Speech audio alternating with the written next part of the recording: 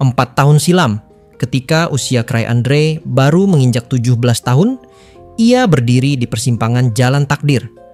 Usia itu masih muda bagi seorang hunter, namun di dalam dirinya telah berakar tekad yang ganjil dan berbeda dari kebanyakan orang. Jika para pemuda lain berbicara tentang kejayaan, gelar, dan ambisi untuk menantang dunia, maka Cray hanya menyimpan satu cita-cita sederhana, untuk bisa pensiun dengan damai, bebas dari misi, bebas dari darah, dan bebas dari penderitaan yang membebani jiwanya. Pendirian sebuah klan bukanlah mimpi mulia untuk kejayaan bangsa atau demi mengangkat martabat keluarga. Bagi Cray, itu hanyalah jalan licik menuju kebebasan. Ia memahami betul, semakin banyak parti kuat yang bersedia bergabung, semakin ringan beban yang harus dipikulnya, hingga suatu hari nanti ia bisa mundur ke belakang layar dan menjalani hidup tenang tanpa lagi mengangkat pedang. Langkah pertamanya dimulai dengan sebuah keputusan yang tampak kecil namun menentukan. Ia bertekad membangun sebuah wadah baru, tempat berkumpulnya para hunter paling perkasa di ibu kota Zerbrudia. Nama wadah itu belum tercatat dalam sejarah, namun kelak akan dikenal sebagai First Step, sebuah awal dari perjalanan panjang, yang ironisnya tidak pernah dimaksudkan Cray sebagai kisah kepahlawanan. Pada masa itu, ia belum ditemani Eva, yang kelak akan menjadi tangan kanannya. Semua urusan administrasi dan perencanaan masih ia limpahkan kepada Sitri Smart, sang ilmuwan jenius yang juga pemikul aib. Kepada Sitrilah Cray menitipkan tugas awal, mencari dan mengumpulkan daftar parti paling kuat yang berdiam di Zerbrudia, di bawah langit kota yang sibuk dengan hiruk-pikuk para hunter yang mengejar nama besar. Cray berdiri dengan pandangan yang berbeda. Ia melihat dunia bukan sebagai panggung untuk kejayaan, melainkan sebagai medan penuh jebakan yang harus dilewati dengan hati-hati. Ia tahu betul, bila ingin bebas, maka ia harus memiliki orang-orang yang mau menanggung beban di pundak mereka. Maka, dengan niat yang tidak diketahui oleh siapapun, ia mulai menabur benih rencana besar. Rencana yang kelak akan menjadikan namanya disembah bak dewa. Padahal ia hanya seorang pemuda yang ingin melarikan diri dari takdir.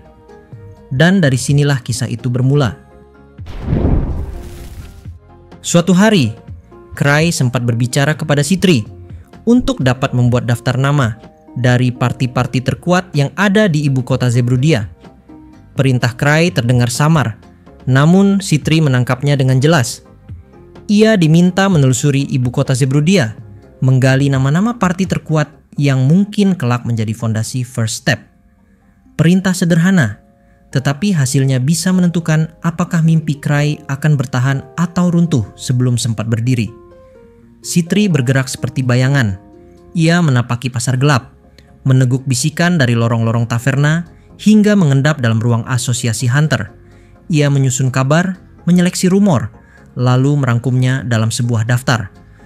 Ketika gulungan itu tiba di tangan Cray, seolah ia menyerahkan nasib masa depan dalam selembar kertas tipis. Nama pertama yang tertera adalah Ark Brave, dipimpin Ark Rodin, pewaris langsung darah pahlawan Solis Rodin. Mereka berdiri bagaikan simbol kejayaan, tak hanya karena silsilah mulia, melainkan juga karena kemampuan yang benar-benar membuktikan diri. Ark Brave bersinar seperti mercusuar, suaranya menggema di seluruh Zerbrudia. Nama kedua, Obsidian Cross. Sekilas mereka tampak seperti parti penyembuh semata, sebab sebagian besar anggotanya mengenakan jubah putih para priest. Namun Sitri menuliskan penjelasan yang membuat Cray terdiam sejenak.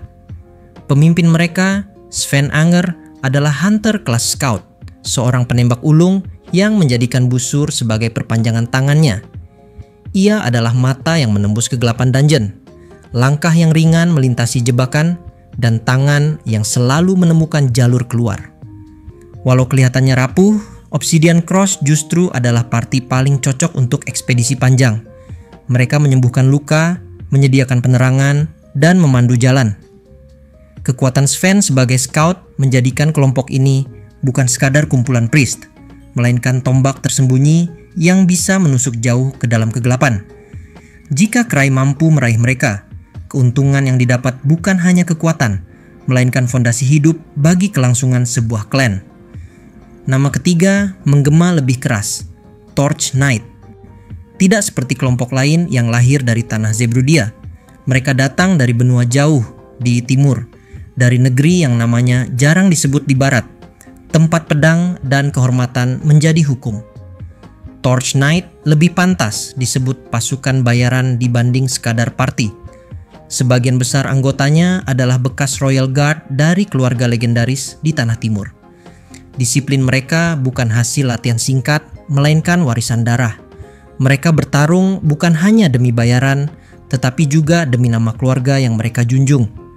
Pemimpin mereka adalah Komandan Touka Kongwin, putri pewaris organisasi mercenary terbesar di benua timur.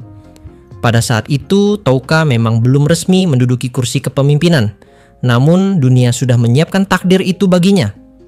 Ketika orang tuanya memilih pensiun, dialah yang ditunjuk menggantikan. Seorang swordsman dengan teknik berpedang yang jauh melampaui batas rata-rata hunter. Setiap tebasannya bagaikan sambaran petir yang tak terelakkan. Lebih menarik lagi adalah penampilan Torch Knight. Tidak ada keragaman acak seperti pada party lain. Mereka mengenakan seragam tempur yang sama, armor samurai dengan kilau baja dan tekad baja. Walau ada beberapa pria, sebagian besar pasukan mereka adalah perempuan. Masing-masing mengusung kelas berbeda. Samurai, ninja, priest, swordsman, paladin, hingga magus.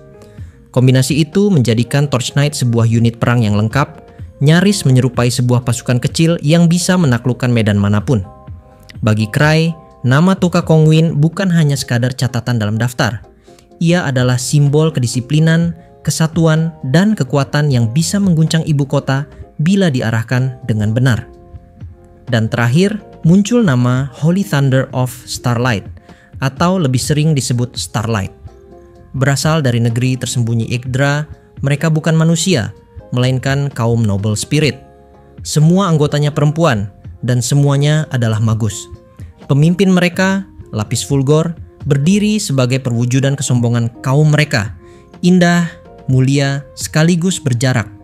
Berbeda dengan Torch Knight yang menyatukan diri dalam keseragaman, Starlight membatasi diri dalam eksklusivitas. Mereka hanya menerima kaum mereka sendiri, memandang manusia sebagai ras yang lebih rendah. Banyak konflik yang pecah karena kesombongan ini, dan reputasi mereka di Zebrudia dipenuhi dengan kekaguman bercampur kebencian. Sitri menutup gulungan dengan kalimat sederhana. Itulah nama-nama yang pantas diperhitungkan. Namun bagi Cry, daftar itu bukan sekadar laporan. Ia melihatnya sebagai langkah menuju kebebasan. Setiap nama adalah benteng. Setiap kelompok adalah perisai yang suatu hari bisa berdiri menggantikannya. Dan dengan itu, jalan panjang perekrutan pun dimulai. Markas party Grieving Soul saat itu masih sederhana. Ruang kayu berlantai kasar, meja panjang, dan sebaris kursi tanpa kemewahan. Namun, justru di ruang yang sunyi itulah arah masa depan ditentukan. Di atas meja, daftar nama hasil pencarian Sitri terbentang. Setiap hurufnya memancarkan beban, seolah tinta itu sendiri mengandung nasib. Cry duduk di kursinya, menatap lembaran itu dengan sorot mata yang tidak menunjukkan keraguan, meski batinnya jauh dari kata ringan. Daftar itu bukan sekadar nama, melainkan benteng-benteng besar yang harus ia luluhkan demi membangun kekuatan First Step. Ia memutuskan untuk menangani Arkbrave dan Obsidian Cross sendiri. Hubungan pribadinya dengan Ark Rodin dan Sven Enger memberinya pijakan kuat. Ia tahu Ark, pewaris Solis Rodin, menjunjung kehormatan lebih tinggi daripada hidup. Ia juga tahu Sven, pemanah dingin dari Obsidian Cross, hanya akan mempercayai keteguhan hati. Bagi keduanya, Cry bukan orang asing. Ia adalah sahabat lama, sekaligus saksi pada masa lalu mereka. Namun, dua nama lain di daftar itu berbeda. Torch Knight, sebuah barisan samurai dari timur jauh, disiplin dan keras bagai baja yang ditempa dalam bara. Mereka tidak pernah benar-benar terhubung dengan Cry. Baginya, mereka adalah dinding asing, kokoh, teratur, dan sulit ditembus. Lalu ada Starlight, kelompok penuh keangkuhan, dihiasi cahaya magis yang gemerlap. Mereka bukan sekadar sulit dijangkau, melainkan penuh kebencian terhadap Cry. Tatapan mereka, bila bertemu dengan dirinya, selalu menyiratkan api permusuhan yang dingin dan terpendam. Kebencian itu bukan perkara sepele.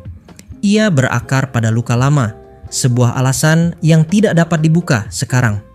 Sebuah alasan yang baru akan tersingkap kelak pada video berikutnya. Atau lebih tepatnya, pada saat perekrutan mereka berlangsung, saat rahasia masa lalu terhubung dengan perang besar yang akan datang, perang antara klan First Step dan bayangan hitam dari Hidden Cursed. Dan di antara semua yang tercatat di lembaran itu, Starlight adalah yang paling keras kepala, sekaligus takdirnya. Kelompok terakhir yang kelak akan resmi bergabung. Maka tugas dibagi. Cry menegaskan bahwa ia sendiri akan mengurus Archbrave dan Obsidian Cross.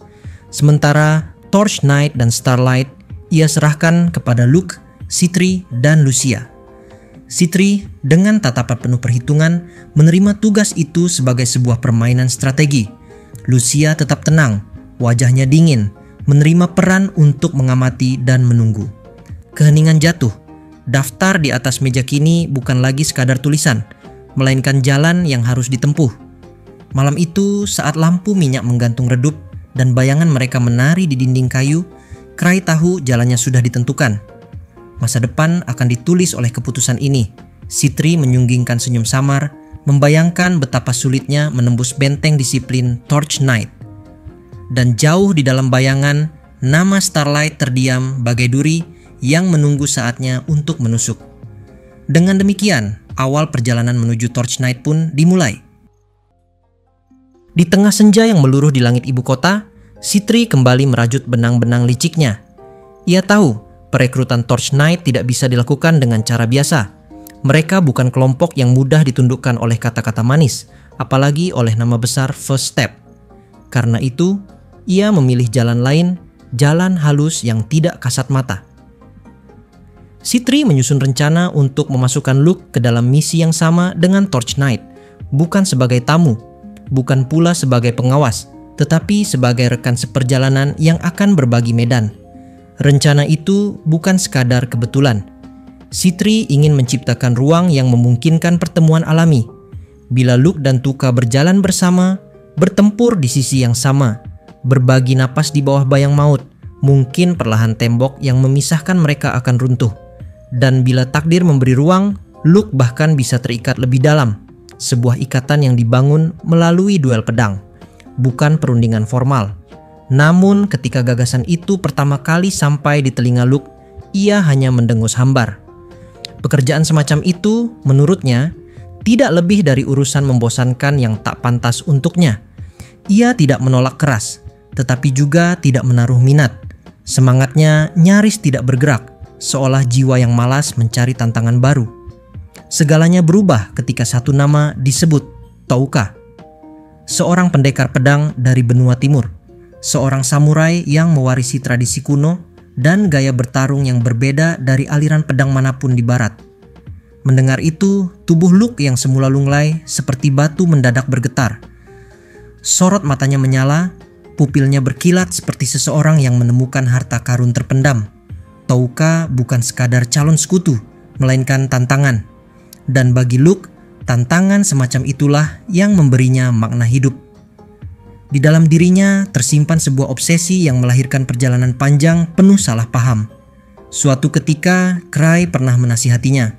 Untuk menjadi pendekar pedang terkuat di dunia, Luke harus mempelajari sebanyak mungkin teknik, memperluas wawasannya, dan berlatih tanpa henti.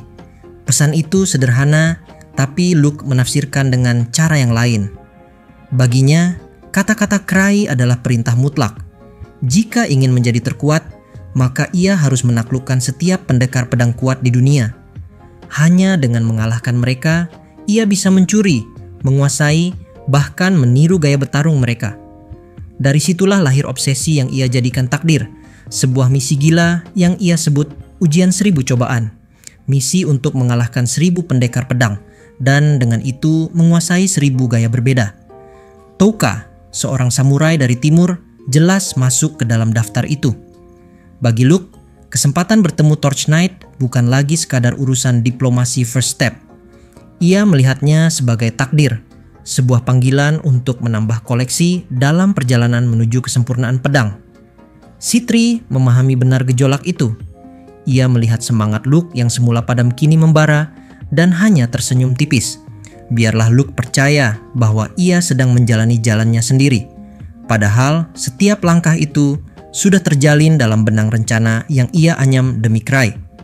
Malam sebelum keberangkatan, Luke duduk termenung, jemarinya meraba gagang pedang dengan penuh khidmat. Ia membayangkan bagaimana gaya Touka akan bergerak, bagaimana lengkungan samurai dari timur itu akan menari di udara, dan bagaimana ia akan menyalin gerakan itu ke dalam tubuhnya sendiri. Bagi orang lain, ini obsesi yang nyaris gila. Bagi Luke, ini adalah arti hidupnya. Dan ketika fajar menjelang, dunia menyaksikan perubahan yang nyata. Luke yang semula enggan, kini berdiri dengan sorot mata penuh antusiasme.